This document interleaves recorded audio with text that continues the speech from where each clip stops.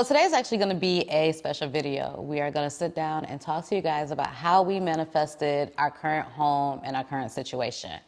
So, I mean, we've manifested other things in our lives, but the number one question that we always get is, how are you guys able to afford that home? What do you guys do for a living and different things like that? So we actually have a sit down video of a get to know us where you kind of get a little bit more insight on what we do for a living and just who we are as a couple. But this video is going to be a little different. This video is just really going to talk about our journey, to pretty much home ownership. All right, so when it comes to manifesting, something that we both believe, the very first thing that you have to do is you actually have to believe that whatever it is that you are trying to manifest yourself into, no matter what it is, you have to believe that you deserve it.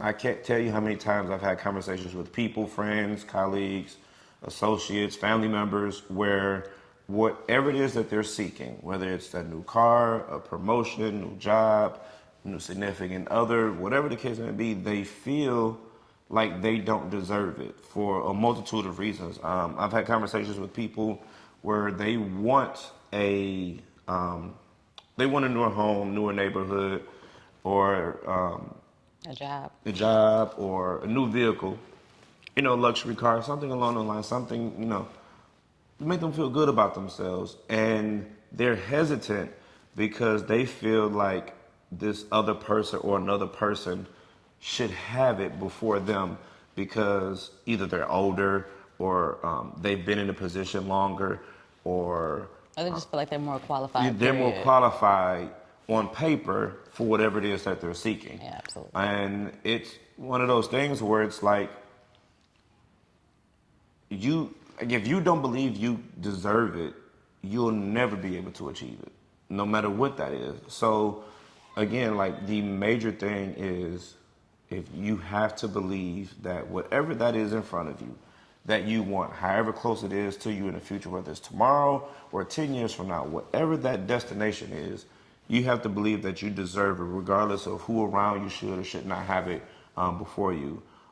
I think that's the key to making anything else that's going to happen, make that possible. Yeah, I feel like that's something that I actually went through, especially like when I first met Akeem. I used to just feel like I wasn't, like I felt like I deserved it. I felt like I deserved it, but I felt like other people deserved it more than me. Or it was always like, well, why me, And then he actually helped me to develop a why not me mindset. And that had really, really changed my thought process. Again, this wasn't that I felt like I didn't deserve it, but it was sometimes I felt like other people were, like he said, more qualified on paper, or more qualified as far as like their faith or their journey or different things like that. But when I developed the why not me, why not us mindset, that's when things really, really started working in our favor. Yeah, because a lot of times, like I said, for whatever the reason, people feel like there should be a hierarchy of achievement or blessings. Struggles. So the oldest person needs to get married before the youngest person. And how dare the youngest person get married first? And the person that's married first should have the kids first in family dynamics. Or, the person that graduated first should be the person that buy the house first. And we, subject ourselves to these preconditioned notions that there's a hierarchy and order of things that have to happen, when ultimately, myself, you guys, you're 100% in control, of your own destiny. Regardless of the outside forces that can affect that, effect. I don't know which one, but whatever outside forces that can affect that, you're still 100% in control of your journey and your destination.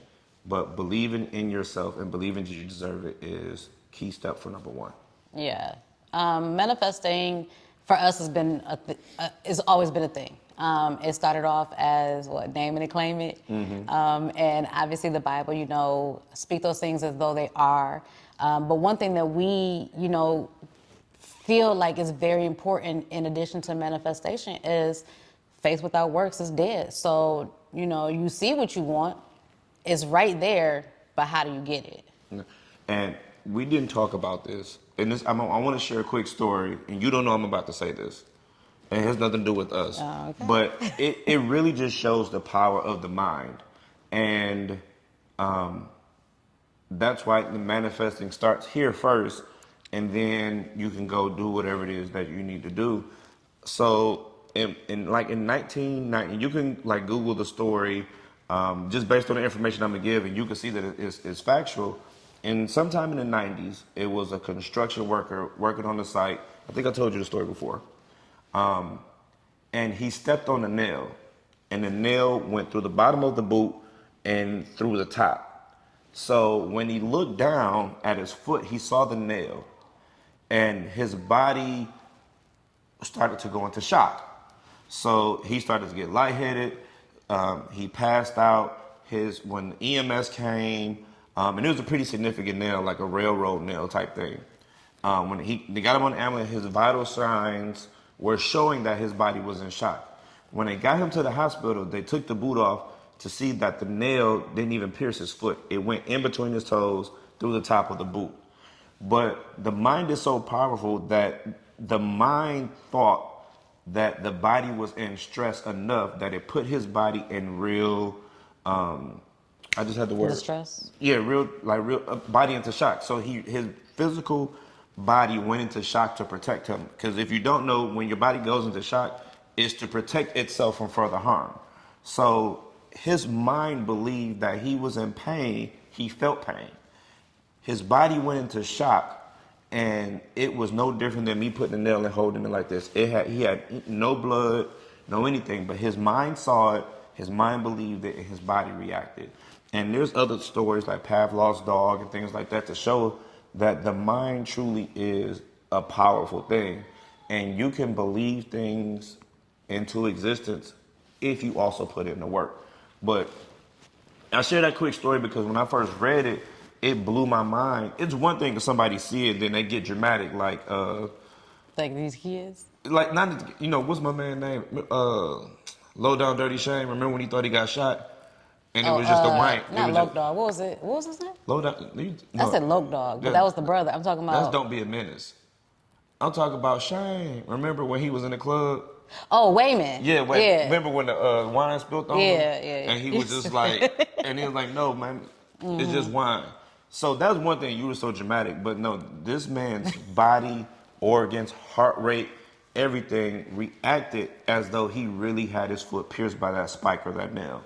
So again, not to go off topic, but it just shows you. And Google that story. I want y'all to go and comment below once you go look at that story, read it for yourself, and tell me in the comments below, how you received that story. But it truly is. It truly shows how powerful the mind is as far as creating a life around what you really want. And the tongue, right? One thing that we teach our kids about how they talk to each other, how they talk about themselves, is words are in the power of the tongue. So things that you speak into existence, you're giving it life. So be careful what you speak. So, we all have those times when we speak negative things where we just feel like this isn't going to work for us. We don't know if this is going to, happen, if we deserve it. And when you start to change the way that you speak, not just the way that you think, but the way that you speak things about yourself, then we truly, truly believe, and you see it. Everyone's been talking about it lately, but you truly see a difference. Yeah, and y'all have to forgive me. I've been at work all day, and I'm still dealing with like this throat situation, drainage, and it's like if I talk a lot, it starts to take my voice away. It gets all raspy.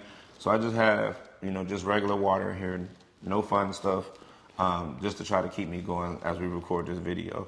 But I didn't get him sick, by the way. no, it's allergies, pollen, all that good stuff. But that article I was just talking about, I'm gonna try to find it and link it below also.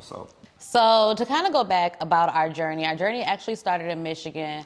I don't want to talk too much about our Michigan journey just because things really, really started to take a turn for us when we moved to Texas 5 years ago. But around 2012 is when we really started looking at homes. Not necessarily to buy, to be honest with you. Like, we weren't ready to buy, but we knew we wanted that house, right? We knew that we wanted our dream home. We were a family of 5 at the time. So a starter home for us really didn't make any sense. We definitely didn't want to be cramped. We had already lived in an apartment with 2 toddlers, and an adolescent, and it was just already cramped. And that was a 2-bedroom apartment, so it was already tight. So yeah, could we have gotten a little bit bigger house? Absolutely. We rented after that, no problem. But when it was time to buy, we knew we at least wanted one more kid. At least one more. Yeah, for sure. Guy had plans and gave us 2 more. So And not twins either. It was just... God and Akeem had plans. But yeah, so, we knew we wanted to grow our family. So we knew, a starter home. Could we have went that route? Absolutely. Did we want to go that route? No. And early on, we knew we wanted to leave Michigan. So ultimately, we set in motion after we had our 5th child. We knew we hit a ceiling and for us in Michigan, and we started to look different places to move. And by a ceiling, I mean, we had got to a point where we were in positions that we felt like weren't going to move us up any further than where we were. Like work related. Yeah, work related. And, housing in Michigan was like, if you wanted another additional bedroom and bath, that was going to be easy, $150,000 to $200,000. So we started looking places that were going to get our best bang for our buck. But most importantly, I mean, we left Michigan because of the weather. That was like the number one thing. And then everything else was kind of like, how can we make things better for our family? Yeah, and I don't know if this is what you were getting at, but we, like you said, when we Texas for a lot of different reasons, and we addressed all of that in our Get to Know Us video. Yeah, the different places that we looked at. Yeah, that'll be linked below. But it's a big misconception when you move to Texas, and not even before this whole housing market Craziness. Yeah, that's been going on. So you would come to Texas and think that you would get a much bigger house for the same dollar amount.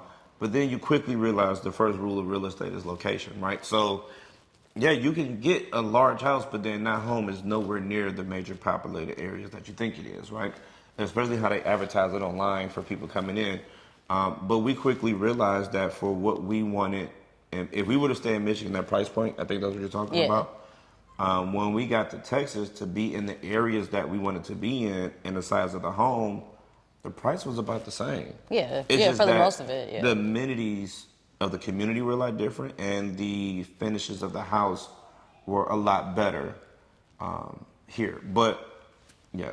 So it was like, to get the things that made sense for our family, that's when our journey really started to make sense. So we relocated from Michigan to Texas in 2017, and we knew this is where we wanted to set up shop, put our roots in, buy a home, and grow our family here. So then we had to, like Akeem said, we reverse engineer a lot of things. We know what we want that to look like for our family. How do we get there, and what all does that entail? Right. So, and you kind of touched on it earlier, but that would be, I say, tip number 2 is you have to reverse engineer how you want to get there. So if you figure you believe that you deserve it, then you figure out how to get there. So that can be done a multitude of different ways, but for us and our home journey, because that's kind of what this is about, and that's a lot of what you guys ask about, it's, like I said, when we got here, we realized that, at least we thought, looking online, a certain dollar amount to give us the kind of square footage that we would be satisfied with, location that we would be satisfied with, and a home that we'd be satisfied with. And then we started the process from there. So it was, okay, for that price point, how much is that mortgage payment? How much are the taxes? What does that area look like? Could we afford that now? What credit scores do you need? All the things that you guys ask us about all the time. So we realized, what that looked like. And then we quickly realized, once we got here, and if I'm moving too far ahead, let me know. Once we got here and we said, okay, this is a starting point, we started to look around, and then we quickly realized we wanted a little bit more than what that price point offered. Yeah. So then it was just like, why not go for the gusto, right? So this is where I believe the magic happens. And again, cut me off if I'm going too far ahead. Oh, I will. But when I worked in finance, when we moved down here, And I had my photography business in Michigan, but I changed some things, so I didn't do too much of it once I got here in Texas. So everything was based off all my income from my finance job, and quickly realizing like what that would afford or what that house would look like. I was only there for a year before I transitioned to the role that I'm in now, and that's kind of where everything kind of took off for us, right? So Well, to go, yes. But to go a little bit further back, like I said, we knew we wanted to buy out here, and we had a price point. The first thing we did was, so we rented a home. We didn't know how long we wanted to rent that home for, but we knew we wanted that to be our last, like we knew we wanted to move one more time. Like, if we moved again, it had to be into our own home. yeah, owning. So with that being said, we looked in an area that we felt like was still close to where the kids grew up. We didn't want to go too far out. So we looked at communities that surrounded our area. And then we found a community that we fell in love with. But we couldn't find a floor plan like that we felt like was ideal. So we continued to look. We looked at other communities around the Katy, Texas area, Cypress area, Richmond area. But we loved this community. Like, we kept coming back to this community. And so we weren't looking every day. But then, things started to happen, and that's when you got the job with. Right. So it's no secret. I've let a lot of you guys know, but I work for the builder that we built our home with. I work for Perry Homes, but the way that all happened. So, like I said, I was in my position of finance with the bank, portfolio manager, and again, this is where the magic truly started to happen.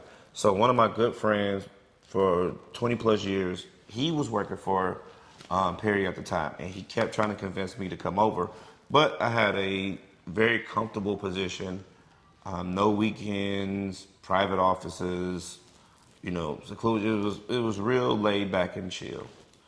But I eventually, took his advice or, took him on his word and when I made the transition. So to fast forward past all that, because again, I explained that in a previous video, when I started working for Perry, so we have sales meetings, team meetings, and, monthly or whatever the case. Maybe we typically do it at a model home. And I think after my third month, I bounced around from a couple of different communities. And then when I got to the location that I'm in now, we had a team meeting. No, I got transferred to this community. And in the community, we had a bunch of different model homes with my builder. And so I went to go look at the model home for the largest section. And when I walked in, my jaw literally hit the floor because I knew everything that we wanted. Everything that we talked about, everything that we saw from certain builders that they did that we liked, and then other builders that they did that we liked, and this was combined into one home. And I remember I called Missy and I was like, yo, you gotta come see this house. So it was, 8, 9 o'clock at night? It was, no, because you hadn't gotten off work yet. So it was definitely in the evening, like maybe 6, 7. Yeah, so it was late.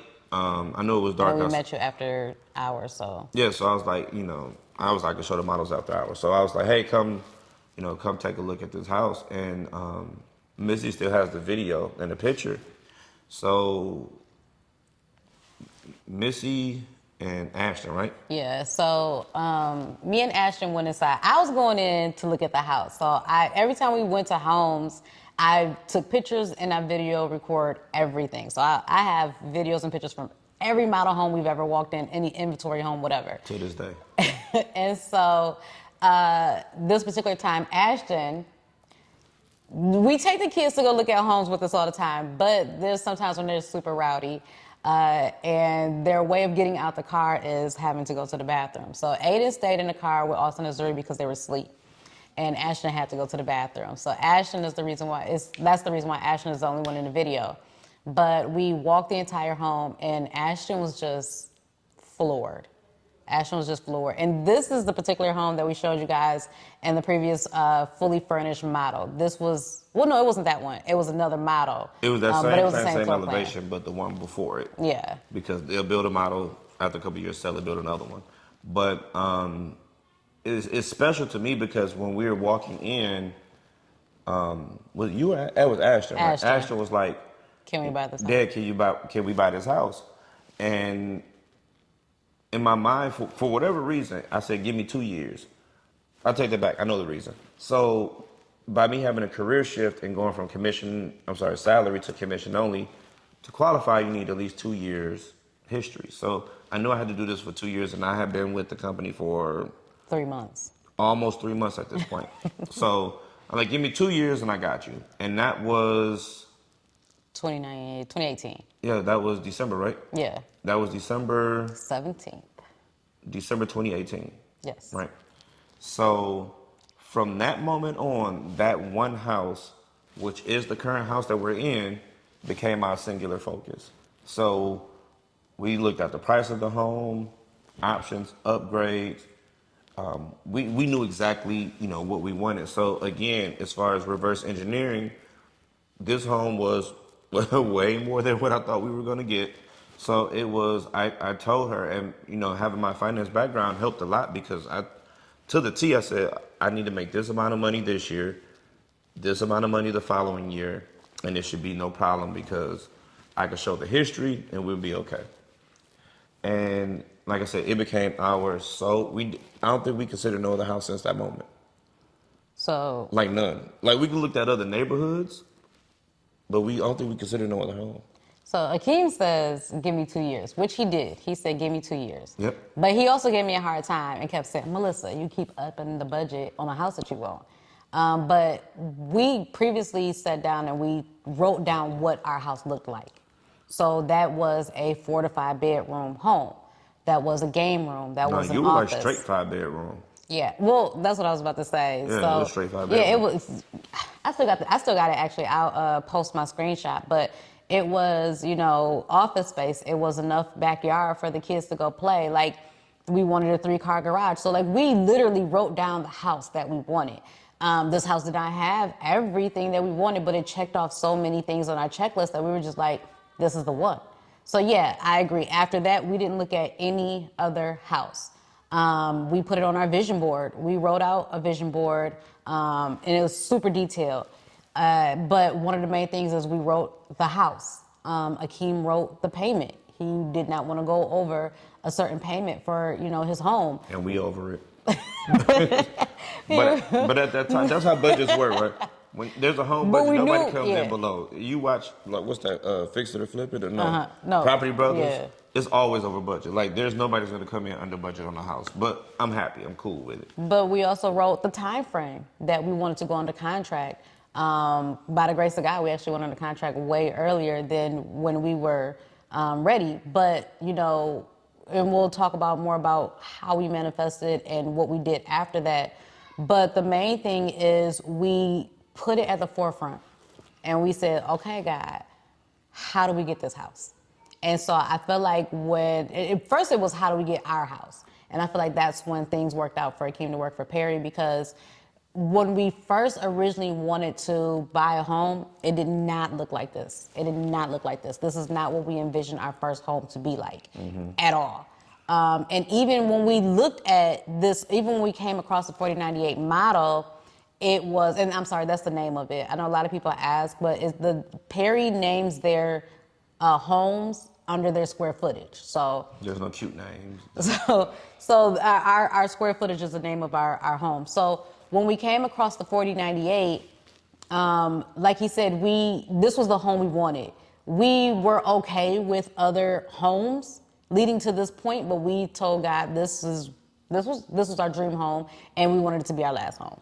Yeah, so again, it's still like when I tell the story sometime, when I'm not recording, like I get goosebumps, like the hair on my arm stands up because the synergy and the symmetry between how everything happened literally, like from the moment those words came out of my mouth, 2 years. I mean, again, that's December 2018. And like I said, we worked steadfastly into making that happen.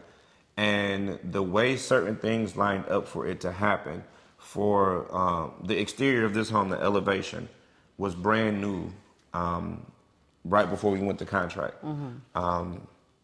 But again, we saw the model home. We knew this is the one that we wanted, and on my 2 year anniversary with the company is the day we signed the contract. So I was like, give me 2 years. I told Ashton, give me 2 years. Told you, give me 2 years. We put it on our vision board. We called it 2020 Vision. I think it was, what year was that going? 2019? Going into 20? Going into 2019. Yeah, going into 2019. Oh, 18 Yeah. going into 19. Yeah. Yeah. Yeah, we wrote on our vision board, 2020 Vision, all of that. And then we just worked steady towards it because we like I said, we reverse engineered it. We knew what it would take, and then we had a goal in mind, so we worked towards that goal. And August 27th is the day that we signed the contract for this home. So In 2020, yeah. yeah, so from the day that, from that 2 year mark, I signed the contract. We signed a contract for it just a few months shy of that actual 2 year mark. And then, and obviously we closed. All right, so in the process of editing this video, I realized because we shot this one with my, Pro DSLR mirrorless camera, that those have a recording limit of 30 minutes. You have to stop and hit record again, and I completely forgot about it because the vlog camera doesn't do that. So the last couple of minutes of the video were cut off, and we just realized it, right? So we didn't want to redo it, so I wanted to jump on here and pretty much just tell you what we said at the end. We were wrapping it up anyway, but the reason I want to do this part is to, one, explain, but also I think one of the most important things that we mentioned is, y'all are our community, y'all are our family, and we love and appreciate all of y'all. So we wanted, you guys to comment below, what you got from this video, if you got some value out of it or anything like that. And then also, if you feel comfortable to do so, drop a comment below and let us know, what you're manifesting, what you're working towards, so that, we can, touch and agree with you and motivate you and give you words of encouragement as far as, what you have coming up and what you're trying to get to. And then you never know who's in our community as well. We've connected people, from across the country that, met through us, through our videos, and they're working together on various projects and things. So you just never know. So comment below, let us know what you got out of this video, what type of enjoyment you received. And then also, comment, as like I said, let us know what you're manifesting, what you're working on, what you're praying for, and that we can touch and agree with you. So sorry I had to end this video like this. It should have been done, obviously the proper way, but I messed that up. That's my fault. I forgot about that limit. It's been a while. So until next week, till the next video, talk to y'all soon.